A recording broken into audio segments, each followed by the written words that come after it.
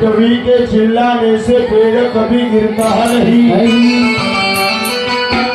मोटी कभी के चिल्लाने से वो पेड़ कभी गिरता नहीं। मोटी कभी के चिल्लाने से पेड़ कभी गिरता नहीं। वो हरी मछली बारिश से समंदर कभी वो भरता नहीं। पृथ्वी के चिल्लाने से पेड़ कभी गिरता नहीं।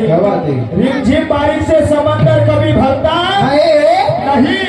किसी ने सच ही कहा है क्योंकि सच पे कोई आँच नहीं। पूरे सारी दुनिया ढूंढ के आऊं भाई मगर बाबा जैसा दुनिया में को हो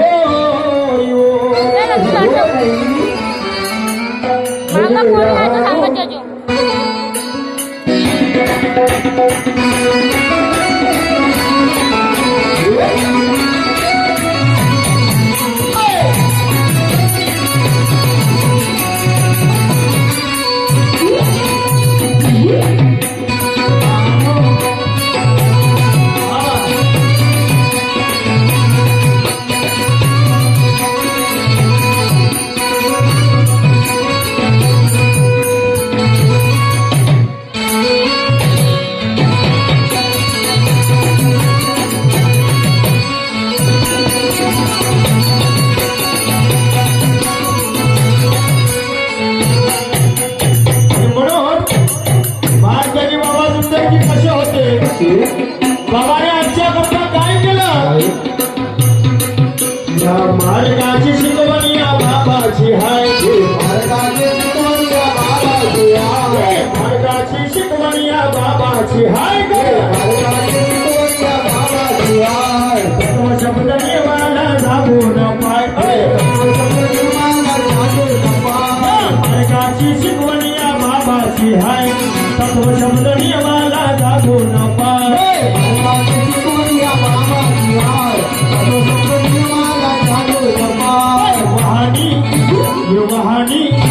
वहानी ठेवा हो कहानी होईल का बाबा वहानी।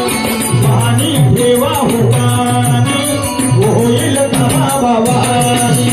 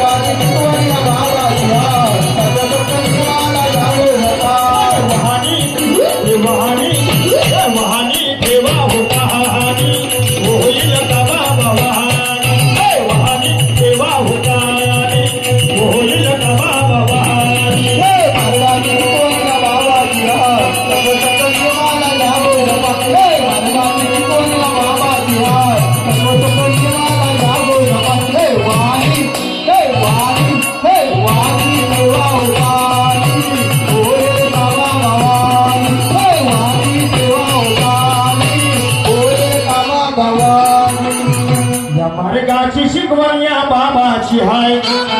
मग तत्व शब्द नियमाला जागून पाय। अग वहानी ठेवा हो कहाणी मग होईल का बाबा वाणी। आमचे बाबा कधी सेवकाच्या दूर बसत होते का जीवन भाऊ? नाही ना। कदाचित पाहिलं का? कधी कोणी ऐकलं का? का सेवकामधून मानते की बाबा सुंदरजी 10 मीटरवर 5 फुटावर 15 फुटावर 20 फुटावर असे दूर बसत होते म्हणून? नाही ना। मग आज काऊन? खरंय हे का रोशन भाऊ विचाराची देवाणघेवाण नाही का?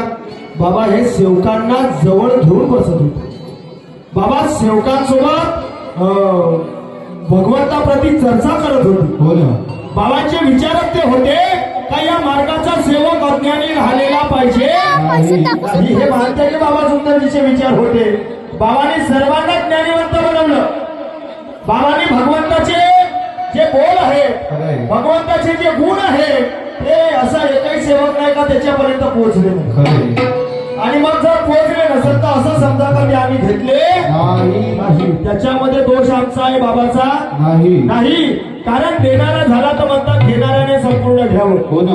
घेणारा झाला ते घेणाऱ्यानं संपूर्ण घ्यावं. जसं आमच्या परिवारामध्ये अंधकार होता, अंधकार म्हणजे दुःखाचा डोंगर होता, आणि या परिवारातून मान त्याने बाबा सुंदरजीने आम्हाला सुखाची वाटचाल दिली. हो ना. आम्हाला सुखाची वाटचाल दिली. ते कशी आहे का